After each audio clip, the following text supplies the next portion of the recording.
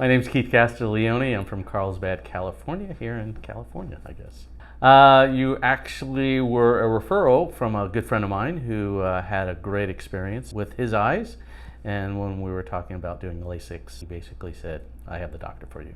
My vision wasn't bad growing up. My vision didn't start to deteriorate or actually get a little worse until about 40. That's when I started wearing glasses for about 10-15 years, and then decided that I was done with glasses and wanted to look towards another solution, which was LASIK. My vision prior to was, of course, with glasses. If I didn't have glasses, pretty hard to read. I do a lot of traveling and a lot of commuting, and always had concerns with losing or breaking glasses and that kind of stuff. So basically could not see close up.